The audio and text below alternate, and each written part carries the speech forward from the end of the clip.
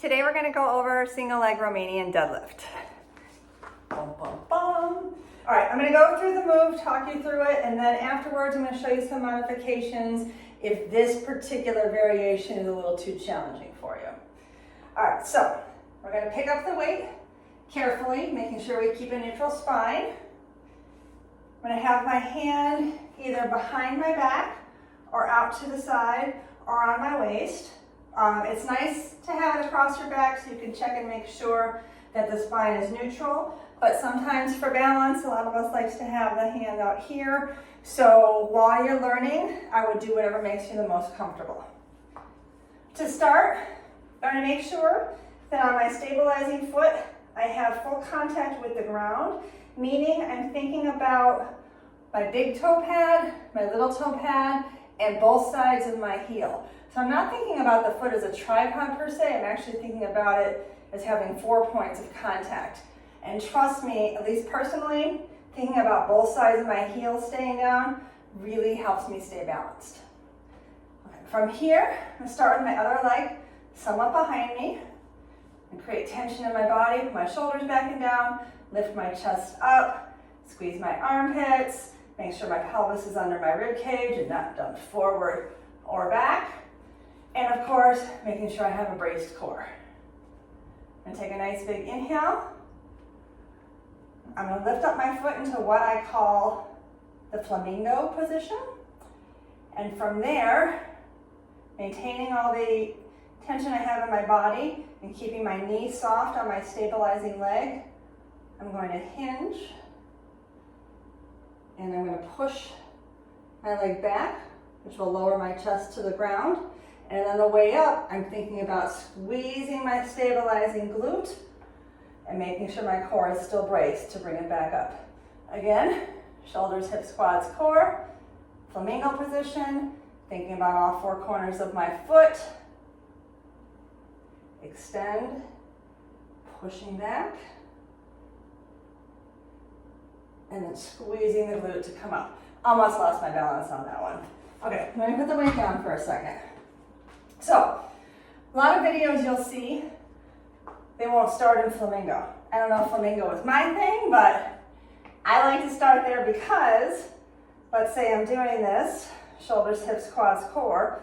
If I just go ahead and extend my leg back, the natural inclination is for the external rotation to happen here, and now my hip and my toe is pointing out instead of staying squared down.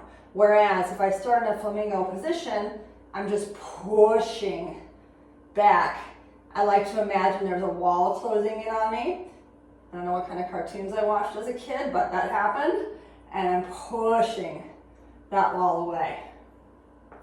It takes a lot of core control and balance to execute this move, especially since we're unilaterally loaded.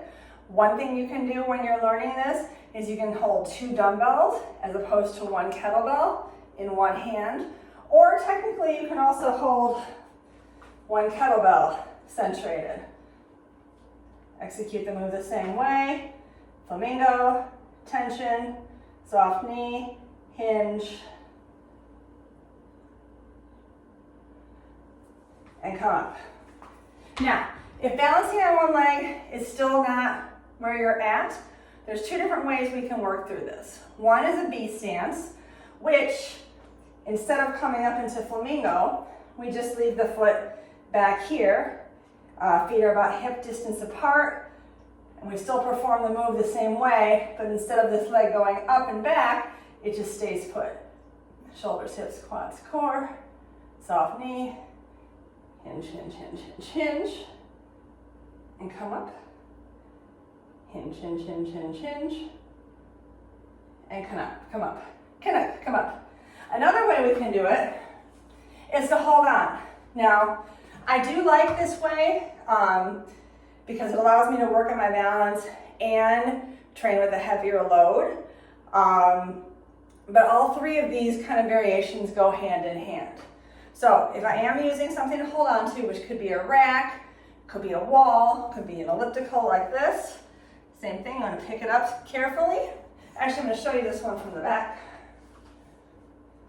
just so you can see my hips. starting in my flamingo position, shoulders, hips, quads, core, soft knee, feeling all four corners of my foot. Extend, extend, extend, extend. Now, you'll notice I'm holding the kettlebell in the other hand, and that's because it was a mistake. But in order to show you from the back, I had to do that. It's fine to load either side, but traditionally the load is done where the weight replaces the leg that's moving. So if I was holding on, here is what I should have looked like.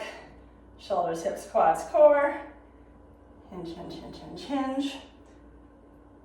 Notice I'm not letting my hip shift this way or that way. Same thing when you're going without holding on, you want to make sure there's no hip shift. If there is a hip shift, you're going to want to step back and do the B stance or this variation. And ultimately, you should feel it in the hamstring and the glute of the leg that's stabilizing, and you should feel a ton of core, and I guess you feel your shoulder from your shoulder being retracted. All right, happy deadlifting.